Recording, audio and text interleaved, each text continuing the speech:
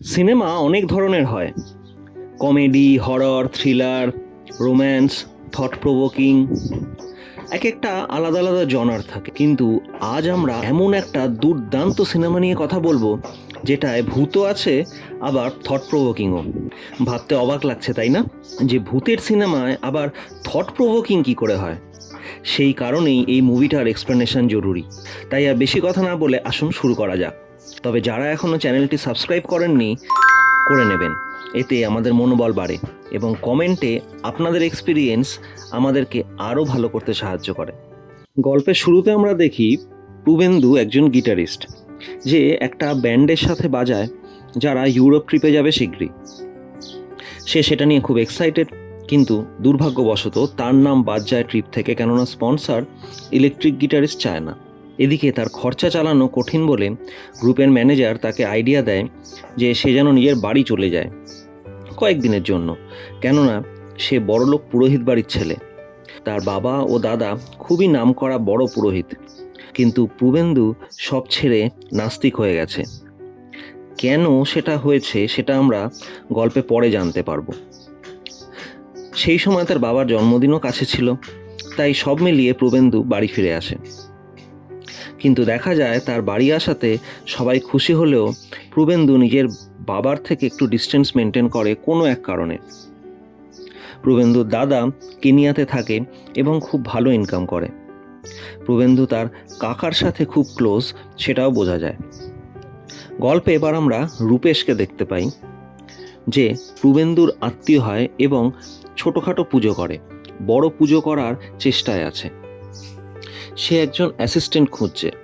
পূবেন্দু তাকে বলে যে সাময়িকভাবে সেও একটা কাজ খুঁজছে। রূপেশ তাকে অ্যাসিস্ট্যান্ট হতে বলে, কিন্তু নাস্তিক হওয়ার জন্য পূবেন্দু সেটাতে রাজি হয় না। এই কথোপকথনের সময় হঠাৎ তারা দেখে যে পুকুর পাড়ে কিছু ছেলে নেশা করছে। রূপেশ তাদের আটকাতে গেলে নিজেই মার খেয়ে চলে আসে। এদের কথা কেন বললাম সেটা গল্পে পরে বোঝা যাবে। পূবেন্দু ছোটোখাটো মিউজিক অ্যালবামের কাজ করে, কিন্তু হাতে টাকা পায় না। বাধ্য হয়ে তার বাবার কাছে চাইতে যায়, কিন্তু সেটা সে পায় না। সে তখন রাগে দুঃখে কাকার কাছে যায়। কাকা তখন তাকে বোঝায় এবং একটি শ্লোক মনে করায় যে দুঃখের সময় বুদ্ধি নষ্ট করতে নেই, বরং সেই বুদ্ধিকেই কাজে লাগিয়ে দুঃখ থেকে বেরোনোর রাস্তা খোঁজা উচিত। এটা শুনে পূবেন্দু রূপেশের অ্যাসিস্ট্যান্ট হয়ে যেতে রাজি হয় এবং নাস্তিক পূবেন্দু পুরোহিত হয়ে যায়, সাথে মিউজিশিয়ান হিসেবেও ট্রাই করতে থাকে। দুজনে মিলে ভালোই পুরোহিতগিরির ব্যবসা করতে থাকে। ইতিমধ্যে একটা জায়গায় পুজো করে দোলনায় বসতে গিয়ে সেটা ছিঁড়ে যাওয়াতে রূপেশ বেড রেস্টে চলে যায়। সে পূবেন্দুকে পার্টনারশিপে নিজেকেই পুজো শুরু করতে বলে। পূবেন্দুও পয়সার জন্য সেটাতে রাজি হয়ে যায়। এর মধ্যে একদিন রূপেশ তাকে একটি বাড়িতে পুজো করতে যেতে বলে, যেখানে একটা ছেলেকে ভূতে ধরেছে। পুজো করে ভূত ছাড়াতে হবে। পূবেন্দু নিজে এটাতে বিশ্বাস না করলেও পয়সার জন্য রাজি হয়ে যায়। বাড়ি পৌঁছে দেখে যে ছেলেটি অস্বাভাবিক আচরণ করছিল পুজো শুরু হওয়ার আগে, কিন্তু পুজো হতে না হতেই সে ঠিক হয়ে যায়। তার পরিবার অবশ্যই খুশি হয়ে যায় এতে, কিন্তু পূবেন্দু কনফিউজড হয়ে যায় যে এত তাড়াতাড়ি কি করে ফল হলো, কেননা সে এর আগে কখনো এই পুজো করেনি। এরপর সে বাড়ি এসে ভাবতে থাকে এবং মনে মনে ভাবে যে হয়তো যে ডাক্তারকে দেখাচ্ছিল তার ওষুধ হয়তো কাজ করে গেছে। এইসব ভেবে সে শুয়ে পড়ে। কিন্তু পরের দিন সকালে তার যে ভাড়ার অটোওয়ালা ছিল, সে যখন তাকে একটা দরকারে ফোন করে, সে ফোনের অপর প্রান্ত থেকে হেসে বলে যে হোয়াটসঅ্যাপে সে কার ছবি ডিপিতে বানিয়ে রেখেছে। পূবেন্দু কনফিউজড হয়ে গিয়ে চেক করে দেখে যে সত্যি একটা কোরিয়ান পপ সিঙ্গারের ডিপি দেওয়া, কিন্তু সে তো ডিপি চেঞ্জ করেনি। এদিকে আবার তার বাড়িতে অনলাইন ডেলিভারি আসে মেয়েদের ড্রেসের জন্য। পূবেন্দু ডেলিভারি বয়কে বোঝানোর চেষ্টা করে যে সে এটা করেনি, কিন্তু আগে থেকে পেমেন্ট করা বলে ডেলিভারি বয় সেটা ফেরত নিতে চায় না। পূবেন্দু ভাবে যে কোনো চাইনিজ অ্যাপের কারণে এমন হচ্ছে। এরপরে সে একটা বাড়িতে নর্মালি পুজো করতে চলে যায়। সেখান থেকে বেরিয়ে সে তার ভাড়ার অটোতে ওঠে। তখন রূপেশের যে আগের অ্যাসিস্ট্যান্ট, সে এসে তার রাস্তা আটকিয়ে তাকে ব্ল্যাকমেল শুরু করে। সে বলে যে সে জানে পূবেন্দু নাস্তিক তাও পুজো করছে, এবং তাকে পয়সার ভাগ না দিলে সে সবাইকে সেটা জানিয়ে দেবে। অটোওয়ালাও এটা শুনে বেশ অবাক হয়, কিন্তু সেই অ্যাসিস্ট্যান্ট যেই গেট দিয়ে বার হয় তার অ্যাক্সিডেন্ট হয়ে যায়। এটা দেখে অটোওয়ালা ঘাবড়ে যায়, বারবার প্রবেন্দুকে বলতে থাকে যে সে যদি কোনো ভুল করে থাকে বা অন্যায় করে থাকে সে যেন তাকে ক্ষমা করে দেয়, কেননা তার মনে হচ্ছে যে প্রবেন্দুর মধ্যে কোনো আধ্যাত্মিক শক্তি আছে এবং তার সাথে অপমানসূচক কিছু করলে তাদের ক্ষতি হয়। প্রবেন্দু কিন্তু এটাকে কোইন্সিডেন্স ভেবে নেয় এবং বাড়ি ফিরে আসে। রাতে হঠাৎ তার ঘুম ভেঙে গেলে সে ভয় জমে যায়। সে দেখে তার ঘরে একটা অচেনা মেয়ে বসে রয়েছে এবং তারই ফোন ইউজ করছে। সেই অচেনা মেয়েটি কিন্তু হাসি মুখে তাকে হাই বলে জানায় যে সে একটু পরে আবার আসবে, বলেই সে গায়েব হয়ে যায়। প্রবেন্দু বোঝে যে সে মানুষ নয়, তাই ভয়ে সে তার কাকার ঘরে গিয়ে শুয়ে পড়ে। ভোরে কাকাকে জিনিসটা বললে তার কাকা জিনিসটা হেসে উড়িয়ে দেয়, বলে যে সে এখনো অবিবাহিত বলে নিশ্চয়ই স্বপ্ন দেখছে। কিন্তু অবাক বিষয়, সকালেও তার ঘরে মেয়েটা রয়েছে, কিন্তু সে ছাড়া আর কেউ তাকে দেখতে পাচ্ছে না। মেয়েটা ভূত হওয়া সত্ত্বেও খুব নর্মাল মানুষের মতো কথা বলতে থাকে প্রবেন্দুর সাথে। সে তাকে জানায় যে সেই ছেলেটা যার বাড়িতে প্রবেন্দু পুজো করেছিল সে এর আগে ওখানে ছিল, সেখান থেকেই সে প্রবেন্দুর বাড়িতে এসেছে, কেননা ছেলেটি বড্ড ভয় পেয়ে যাচ্ছিল। প্লাস ছেলেটির কাছে অ্যান্ড্রয়েড ফোন ছিল, যেটাতে তার অসুবিধা হয়, কেননা সে আগে আইফোন ইউজ করত। সে বলে যে রাত অবধি তার আর ফোনের দরকার নেই এবং সে প্রবেন্দুকে ফোনটা দিয়ে দেয়। প্রবেন্দুর মনে হয় তার হ্যালুসিনেশন বা কোনো সেরকম ধরনের রোগ হয়েছে। সে তাই সাইকিয়াট্রিস্টের সাথে দেখা করতে যায়। সাইকিয়াট্রিস্ট তার পুরো সাইটটা শোনে এবং তাকে তার নাস্তিক হওয়ার কারণ জানতে চায়, কেননা সে যে পুজো নিজে মানে না সেই পুজোর থেকে ভূত ছাড়ানো এবং সেই ভূতকে দেখতে পাওয়া ডক্টরের এই দুটোর মধ্যে একটা কানেকশন লাগে। এখানে আমরা প্রবেন্দুর জীবনের একটা ইমোশনাল অধ্যায়ের কথা জানতে পারি। একদিন বাড়িতে সে এবং তার মা টিভি দেখছিল। তাদের বাড়িতে যে মন্দির আছে সেখানকার পুজোর সময় হয়ে গেছিল বলে প্রবেন্দু পুজো দিতে যায়। সেই সময় তার মায়ের একটা আওয়াজ সে শোনে, কিন্তু সে ভাবে যে পুজোটা শেষ করে দিয়ে একেবারে যাবে। কিন্তু দুর্ভাগ্যবশত পুজো শেষ করার পরে সে যখন যায় দেখে যে তার মা আর নেই। সেই অভিমান থেকেই সে নাস্তিক হয়ে যায়। ভগবানের প্রতি এবং নিজের প্রতি তার রাগ হয় যে ভগবানের ভক্তির জন্য সে পুজো ছেড়ে ওঠেনি, সেই ভগবান কি করে তার মাকে এইভাবে নিয়ে নেয়। তাই ডক্টর তাকে বলে যে আগে তাকে এই ট্রমা থেকে বেরোতে হবে, তাহলে সেই ভূতও অটোমেটিক্যালি দেখা বন্ধ হয়ে যাবে। সে রাতে ফিরে এসে নিজেকে বোঝায়, কিন্তু আবারও রাতে সেই মেয়েটাকে দেখতে পায়। সে আবারও বলে যে তাকে ভয় পাওয়ার কিছু নেই, কিন্তু প্রবেন্দু রূপেশকে ডেকে আনে পুজো করে সেই ভূতটাকে তাড়ানোর জন্য। রূপেশ নিজের মনের মতো করে পুজো করে, কিন্তু দেখা যায় যে মেয়েটি প্রবেন্দুর পাশে বসেই মজা করে পুজো দেখছে। প্রবেন্দু ভাবতে থাকে এবার সে কী করবে। মেয়েটি কথায় কথায় একবার জিসাসের নাম নিলে প্রবেন্দুর মনে হয় যে মেয়েটি ভূত আগে হয়তো খ্রিশ্চান ছিল যখন সে জীবিত ছিল, সেই কারণেই পুজোর কোনো এফেক্ট তার ওপরে হয়নি, এবং এই ভেবে সে চার্চে যায়, গিয়ে একটা ক্রস খুঁজতে থাকে। মজার বিষয় এখানে দেখা যায় যে মেয়েটিও সেখানে প্রবেন্দুর পাশাপাশি পৌঁছে যায় এবং প্রবেন্দুর সাথে মজা শুরু করে তার ক্রস নিয়ে। সে প্রবেন্দুকে বোঝায় যে এটা তার কাছেও সোজা নয়, কেননা তার কিছুই মনে নেই তার জীবনের বিষয়, তার নাম কি, তার মৃত্যু কিভাবে হয়েছে, এবং জেসাস যদি সত্যি চাইতো যে সে না থাকুক তাহলে সে চার্চের ভেতরে ঢুকতে পারতো না বা ক্রসের সামনেও দাঁড়াতে পারতো না। ঠিক এই সময় প্রবেন্দুর কাছে একটা কল আসে। একজন বড় ডাইরেক্টর তার নতুন সিনেমার জন্য নতুন মিউজিক চাইছিল এবং প্রবেন্দুকে অডিশনের জন্য ডাকা হয়। প্রবেন্দু সেখানে যায়, কিন্তু অন্যমনস্ক থাকার জন্য সে ডাইরেক্টর যেটা চাইছিল সেটা দিতে না পারায় অলমোস্ট রিজেক্টেড হয়ে যাচ্ছিল। তখন সেই ভূত মেয়েটা সেখানে আসে এবং মিউজিকের জায়গা থেকে প্রবেন্দুকে গাইড করে। প্রবেন্দু তার কথা মতো গিটার বাজায় এবং সেই অপরচুনিটিটা সে পেয়ে যায়। এখান থেকে আমরা গল্পের একটা মোড় দেখতে পাই, যেখানে প্রবেন্দু আর সেই মেয়ে ভূতটির ভেতরে একটা বন্ধুত্ব তৈরি হচ্ছে। এরপর থেকে সেই মেয়ে ভূতটির সাথে শুভেন্দু ফ্রিলি কথা বলা শুরু করে। তারা ডিসাইড করে যে যেহেতু মেয়েটার নিজের নাম, পরিবার এসব কিছুই মনে নেই, তারা তাকে ডেলেলু বলে ডাকবে, মানে ডেলিউশন, যেটা আসলে নেই সেটা। তাই বন্ধুরা, আমরাও এবার থেকে এই মেয়ে ভূতটিকে ডেলেলু বলে ডাকবো বাকি ভিডিওতে। এরপর আমরা দেখি যে প্রবেন্দু এবং ডেলেলু ভালো বন্ধু হয়ে গেছে। ইতিমধ্যে একদিন প্রবেন্দু যখন তার বাড়িতে কিচেনে হেল্প করছিল, তখন তার বাবা সেখানে আসছে শুনে সে ফেরত চলে আসে। এদিকে ডেলেলু তার ঘরে বসে তার গিটার বাজাচ্ছিল, আর তার কাকা বাইরের থেকে ভাবছিল যে প্রবেন্দু বাজাচ্ছে।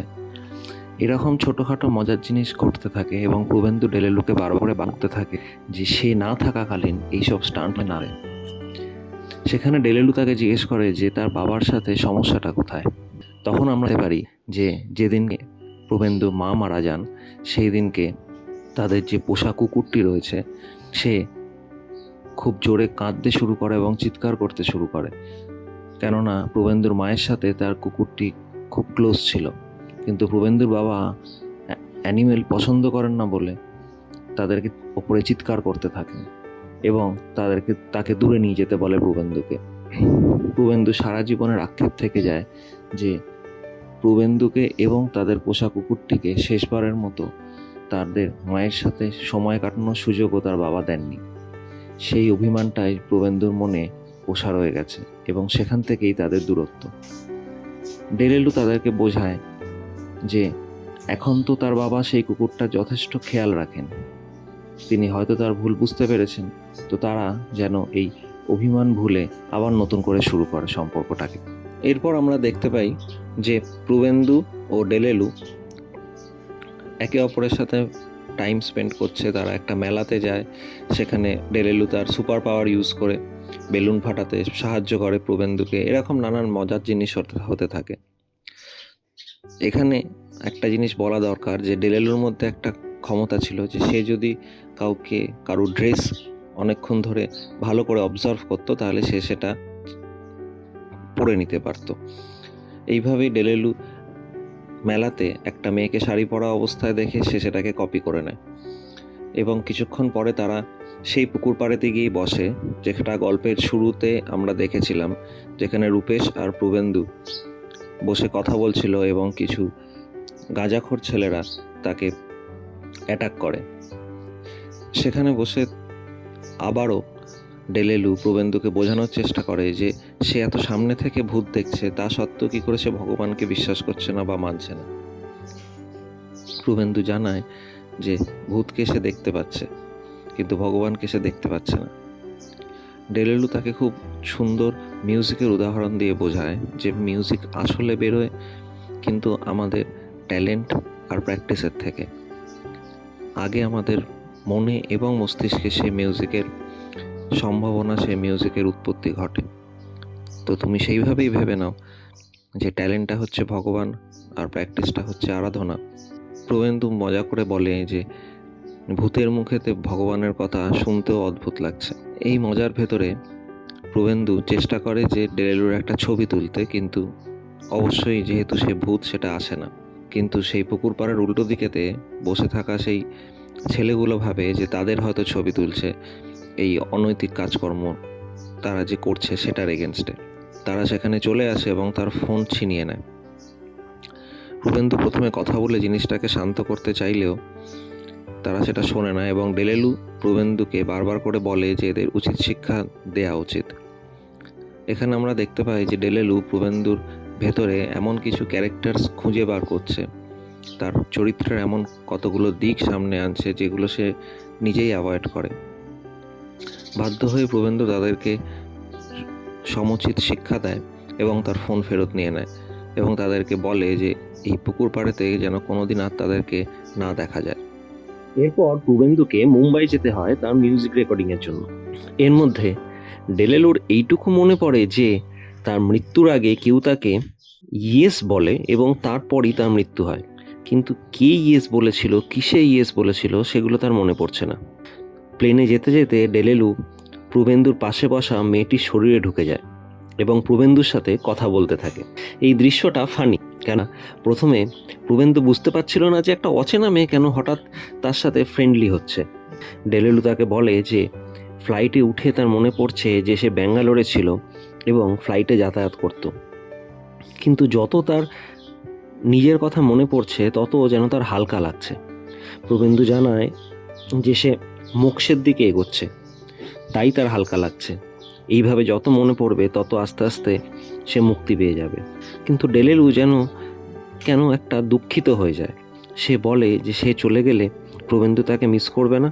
প্রবেন্দু মজা করে না বলে, কিন্তু পরে যখন সে হ্যাঁ বলে, ডেলেলু ততক্ষণে মেয়েটির শরীর থেকে বেরিয়ে গেছে এবং পাশে বসা মেয়েটি প্রবেন্দু আচরণ দেখে তাকে ক্রিপ ভাবে। এই ফানি মোমেন্টগুলোই সিনেমাটার মুডটা লাইট রাখে, আবার দর্শককে হুকটো রাখে। মুম্বাইতে রেকর্ডিংটা খুবই সফলভাবে হয়ে যায় এবং খুব তাড়াতাড়ি হয়ে যায়। ডাইরেক্টর থেকে শুরু করে মিউজিক ডাইরেক্টর সবাই তার কাজে খুব খুশি হয়। এর মধ্যে আমরা আরেকটা নতুন ক্যারেক্টারের ইন্ট্রোডাকশন দেখি। একটি মেয়ে যার সবেমাত্র ব্রেকআপ হয়েছে, সে আসলে এই ডাইরেক্টরের অ্যাসিস্ট্যান্ট। তাকে ডাকা হয়েছিল প্রবেন্দুর থাকা খাওয়া হিসাবের ব্যবস্থা করার জন্য, কিন্তু তার ব্রেকআপ হওয়াতে সে অন্য মনস্ক থাকে এবং প্রবেন্দুর কাজ তাড়াতাড়ি শেষ হয়ে যাওয়াতে তারা যখন ডিনারে যায় তখন তার এক্স বয়ফ্রেন্ডের মেসেজ আসাতে সে ইমোশনাল হয়ে পড়ে। ডেলেলু তাকে বলে যে প্রবেন্দুর উচিত তাকে সাপোর্ট করার, কিন্তু প্রবেন্দু ঠিকভাবে তাকে সাপোর্ট করার জায়গায় এমন কিছু কথা বলে যাতে মেয়েটি হেসে ফেলে, এবং এখান থেকে আমরা দেখতে পাই যে মেয়েটি আস্তে আস্তে প্রবেন্দুর দিকে আকৃষ্ট হচ্ছে। মেয়েটি তার টোটাল ব্রেকআপের স্টোরি প্রবেন্দুকে বলে। এটা শোনার সময় আমরা দেখি যে ডেলেলু মনে পড়ে যে সে বোধহয় কাউকে ভালোবাসত, এবং প্লেনে করে প্রবেন্দু আর ডেলেলু এবং ওই মেয়েটি একসাথে যখন ফিরছিল তখন ডেলেলু বলে সে শিওর যে সে কাউকে ভালোবাসত। প্রবেন্দু জিজ্ঞেস করে যে সেই কি তাকে ইয়েস বলেছিল, তাতে ডেলেলু বলে যে যদি ইয়েস বলতো তাহলে সে হয়তো মারা যেত না। এখানে আমরা দেখি যে মেয়েটি প্রবেন্দুকে তার সাথে বসার জন্য প্লেনেতে ডেকে নেয়। ডেলেলু তাকে যেতে বলে, কিন্তু তার ভেতরে কোথাও যেন একটা দ্বিধা কাজ করছিল। আস্তে আস্তে গল্পটা এখান থেকে একটা ইমোশনাল মোড়ের দিকে হালকা হালকাভাবে এগোতে শুরু করে। কিন্তু ডাইরেক্টর এখানে ভালো করেছেন যে এরপরেই বেশ কিছু কমিক সিনস রেখেছেন যেগুলো সিনেমা না দেখলে আপনি বুঝতে পারবেন না। এদিকে রূপেশ প্রবেন্দুর জন্য আরেকটা ভূত তাড়ানোর পুজো অর্গানাইজ করে রেখেছিল। সেখানে গিয়ে তারা দেখে যে ওটা আসলে আত্মা নয়, কিছু গরিব মানুষ ফাঁকা জায়গা পেয়ে সেখানে বসবাস করছিল। এদিকে সেই মেয়েটি প্রবেন্দুকে তার একটা বিয়েতে ইনভাইট করে। ডেলেলু প্রবেন্দুকে বোঝায় যে মেয়েটা যখন ইন্টারেস্ট দেখাচ্ছে প্রবেন্দুর উচিত সেটাকে রেসিপ্রোকেট করা, কিন্তু প্রবেন্দু বলে যে সেটা কি ঠিক হবে। ডেলেলু বলে যে সে একটা ভালো ছেলে এবং অবশ্যই তার উচিত সে ভালোবাসার যেটা সে পাচ্ছে তার মর্যাদা দেয়া। ডেলেলু প্রবেন্দুকে বোঝায় যে জীবনে একটা মানুষ যদি কেউ এরকম থাকে যে তার সুখ দুঃখ ভাগ করে নেবে, তার না বলা কথাগুলোকে বুঝতে পারবে, সেটা একমাত্র ভাগ্যবানরাই পায়। আর প্রবেন্দু যখন সেটা পাচ্ছে তার উচিত সেটাকে যেতে না দেয়া। কিন্তু প্রবেন্দু বলে যে এত কম সময় তাদের পক্ষে যাওয়াটা পসিবল না, বাইকে এতটা রাস্তা রাতের বেলা রিস্কি হতে পারে। ডেলেলু বলে তার বাবার গাড়িটা নিতে, কিন্তু প্রবেন্দু তার বাবার গাড়ি নিতে আগেও রাজি হয়নি, এখনও রাজি হয় না, কেননা তার বাবার সাথে তার যে দূরত্ব রয়েছে সেটার কারণে। ঠিক এই সময় তাদের যে কুকুরটি ছিল সে চিৎকার করে ওঠে। প্রবেন্দু দেখতে চায় যে সে ঘরের ভেতরে কোথা থেকে এলো, কেননা তার বাবা তাকে পছন্দ করতো না, সে এটাই জানতো, যেটা আমরা আগে গল্পে দেখেছি। কিন্তু সে তার বাবার ঘরে গিয়ে শকড হয়ে যায়, দেখে যে সেই কুকুরটির ঘায়ের ওপরে তার বাবা স্প্রে লাগিয়ে ম্যাসাজ করে দিচ্ছে। প্রবেন্দু জিজ্ঞাসা করলে তার বাবা বলে যে ওখানে ঘা হয়েছে এবং কুকুরটি তার ঘরেতেই এখন থেকে রাত্রির বেলা করে থাকে, কেননা বাইরে থাকলে মাছি মশা এইসব এসে ওই ঘায়ের ওপরে বসতে পারে। তার বাবা শ্বাস নেওয়ার জন্য একটি মেডিকেল ইকুইপমেন্টও ব্যবহার করে। এগুলো দেখে প্রবেন্দু বুঝতে পারে যে তার বাবা বদলে গেছে এবং নিজের তখনকার ভুলগুলো বুঝতে পেরেছে। তার বাবা সেই কুকুরটিকে এখন এই কারণেই আপন করে নিয়েছে, কেননা তার বউ অর্থাৎ প্রবেন্দুর মা সেই কুকুরটিকে ভালোবাসতেন। স্প্রে বোতলটি যখন তার বাবা প্রবেন্দুকে বলে যে আলমারিতে রেখে দিতে, আলমারি খুলে প্রবেন্দু দেখে যে তার বাবা তার মায়ের সব জিনিসগুলো আগের মতো করেই একই জায়গায় রেখে দিয়েছে। তার বাবা বলে যে ওগুলো ওইভাবে থাকলে কিছুক্ষণের জন্য হলেও তার মনে হয় যে তার বউ যেন তার সাথেই আছে, এটাতে সে শক্তি পায়। এখান থেকে আমরা দেখতে পাই যে প্রবেন্দু নিজের বাবার প্রতি যে ভুল বোঝাটা ছিল সেটাকে শেষ করে দেয়। সে বুঝতে পারে যে মানুষ বদলায় এবং একটা দুটো ভুলের জন্য কাউকে সারা জীবন শাস্তি দেওয়া উচিত না, কেননা সে যেমন তার মাকে হারিয়েছে, তার বাবাও তার বউকে হারিয়েছে। এবং সে তার বাবাকে বলে যে কাল সে তার গাড়িটা নিয়ে যেতে চায় এবং তার বাবাও খুশি মনে দিয়ে দেয়। বন্ধুরা, এই দৃশ্যগুলো খুবই ইমোশনাল এবং পরিবারের যে ভ্যালু, ইন্ডিয়ান সিস্টেমে পরিবারের যে বিশেষ ভ্যালু, সেগুলোকে খুব সুন্দরভাবে নিয়ে আসে। এখানে আমরা দেখি যে ডেলেলুর শরীর আরও হালকা হচ্ছে, এর মানে সে আরও মোক্ষের দিকে এগোচ্ছে। এরপরে দুজনে সেই বিয়েতে যায় যেটাতে সেই মেয়েটি প্রবেন্দুকে ইনভাইট করেছিল। বিয়েতে গিয়ে সন্ধ্যা অর্থাৎ সেই মেয়েটি যে প্রবেন্দুকে ডেকেছিল এবং প্রবেন্দু বেশ কাছাকাছি আসতে শুরু করে। এখানে আমরা কিন্তু পরিষ্কার দেখতে পাই যে ডেলেলু প্রবেন্দুর প্রতি আকৃষ্ট এবং সে নিজেই সন্ধ্যার সাথে প্রবেন্দুর ম্যাচমেকিংয়ের চেষ্টা করলেও সে আসলে খুব দুঃখিত হচ্ছে যখনই তারা দুজন কাছাকাছি আসছে। গাড়িতে করে ফেরার সময় ডেলেলু এখানে একটা বড় রিভেলেশন করে। সে প্রবেন্দুকে বলে যে সে তাকে ভালোবাসতে শুরু করেছে। প্রবেন্দু প্রথমে কথাটাকে ঘোরানোর চেষ্টা করলেও ডেলেলু তাকে বারবার করে বলে যে সে যখন এত ফ্র্যাঙ্কলি বলছে তখন সে কেন এরকম ব্যবহার করছে। প্রবেন্দু প্র্যাকটিক্যাল হয়ে বলে যে সে একটা ভূত এবং সে মানুষ, এটা কোনো সময় সম্ভব না। ডেলেলু তাকে বলে যে ভালোবাসা শুধু শারীরিক হয় না, ভালোবাসাটা আসলে মানসিক। এই নিয়ে যখন তর্ক বিতর্ক হতে থাকে সেই সময় সন্ধ্যার কল আসে।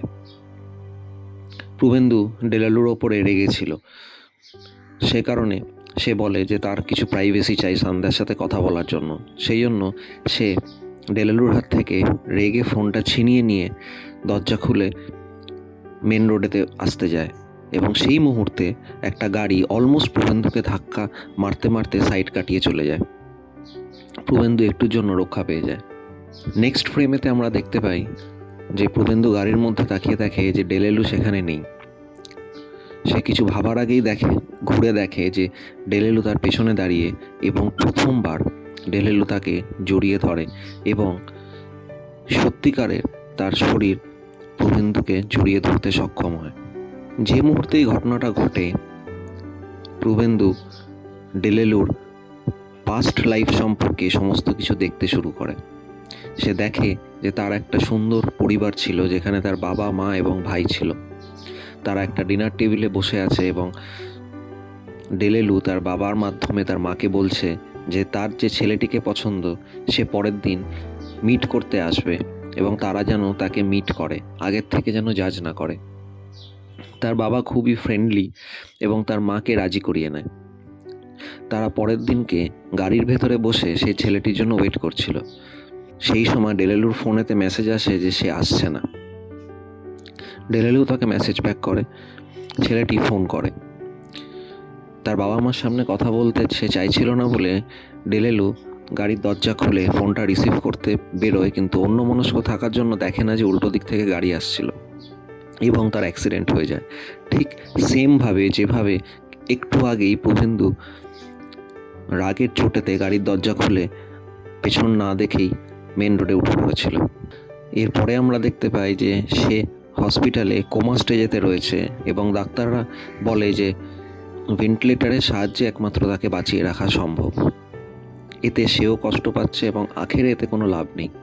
ডেলেলুর বাবা তার ভাইকে সেখানে নিয়ে আসে এবং তাকে বলে যে তার দিদির ডিসিশান সেই নেবে। সে যদি বলে যে লাইফ সাপোর্ট কন্টিনিউ থাকবে তাহলে সেটা থাকবে, আর সে যদি বলে যে না আমি দিদিকে যেতে দিতে চাই কেননা এটাতে সে কষ্ট পাচ্ছে, তাহলে তাকে ইয়েস বলতে হবে। একমাত্র তার নির্দেশ থাকলে তবেই তারা তার দিদিকে যেতে দেবে।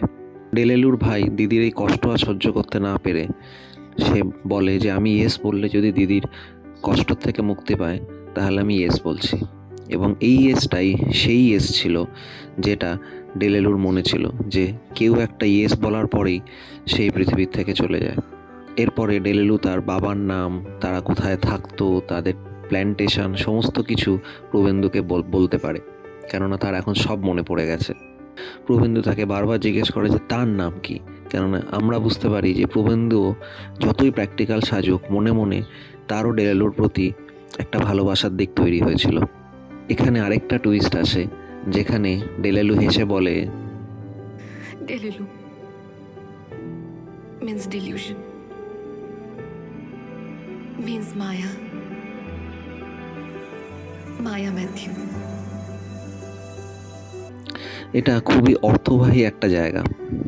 এটা বলেই ডেলেলু চিরতরের জন্য সেখান থেকে গায়েব হয়ে যায়, মানে সে মোক্ষের দিকে এগিয়ে যায়। ডেলেলুকে আমরা আর দেখতে পাই না গল্পে। প্রবেন্দু এবারে একদমই একা হয়ে পড়ে। সে মিস করতে থাকে এবং মনে করতে থাকে ডেলেলুর সাথে তার কাটানো সুন্দর মুহূর্ত। আর থাকতে না পেরে সে তার কাকার সাথে সমস্ত কিছু শেয়ার করে এবং তার কাকা তাকে বলে যে আত্মা মুক্তি পেলেও ততক্ষণ শান্তি পায় না যতক্ষণ না তার প্রিয়জনরা শান্তি পায়, এবং তার প্রিয়জনরা কখনো মায়া যাকে ভালোবাসতো তাকে দেখেনি। তাই তার উচিত মায়ার বাড়ির লোকের সাথে একবার দেখা করা। এটা শুনে প্রবেন্দু মায়ার আত্মার শান্তির জন্য তাদের বাড়িতে যায় সেই প্রেমিক সেজে। প্রবেন্দু তার কাকার কথা মতো তাদের বাড়িতে যায়। সেখানে তার মায়ের সাথে সে কথা বলে। মায়ের একটা একটা করে তার মেয়ের বলা কথা মনে পড়তে থাকে, যে সে যাকে ভালোবাসতো সে বয়সে তার থেকে একটু বড়, তার দাড়ি আছে এবং সে হিন্দু। তাই তার মায়ের সহজেই মনে হয় যে প্রবেন্দুই সেই ছেলেটি যাকে তার মেয়ে ভালোবাসতো, এবং তার মা তাকে সেটা জিজ্ঞেস করে ফেলে। প্রবেন্দু তাতে না করে না, বরং হ্যাঁ বলে, কেননা তার মেয়ে তো সত্যি তাকেও ভালোবেসেছিল। এটা বলে যখন সে বেরিয়ে গাড়িতে উঠতে যায়, তখন আমরা দেখি যে একটা হাওয়ার দাপট এসে প্রবেন্দুর গায়েতে লাগে। প্রবেন্দু সহজেই বুঝতে পারে যে মায়া মুক্তি পেল এবং মায়া তাকে শেষবারের জন্য ছুঁয়ে গেল, যেটা আমরা কাহিনীতে আগে পুকুর পাড়ে দেখেছিলাম, যে তখন ডেলেলু তাকে বলেছিল যে ছোঁয়ার সব থেকে সহজ মাধ্যম একটা অশরীরীর কাছে হচ্ছে হাওয়া। সুন্দরভাবে কাহিনীটা এখানে শেষ হয় এবং আমরা দেখতে পাই যে প্রবেন্দু একটা বড় মিউজিশিয়ান হয়েছে ভবিষ্যতেতে, কিন্তু সে তার মায়াকে কোনো সময় ভোলেনি। বন্ধুরা, এই গল্পটাতে আপনি সব কিছু পাবেন: পারিবারিক বন্ধন, ভালোবাসা, ক্ষমা, ত্যাগ, মোক্ষ। এরকম একটা সুন্দর গল্প আপনাদের কেমন লাগলো সেটা আমাদের সাথে কমেন্ট বক্সে অবশ্যই শেয়ার করবেন। আর সিনেমাটা পুরোটাও দেখতে পারেন আপনারা। ভালো থাকুন, সুস্থ থাকুন, সবাইকে নিয়ে থাকুন। জীবন খুব ছোট, আনন্দে বাঁচুন।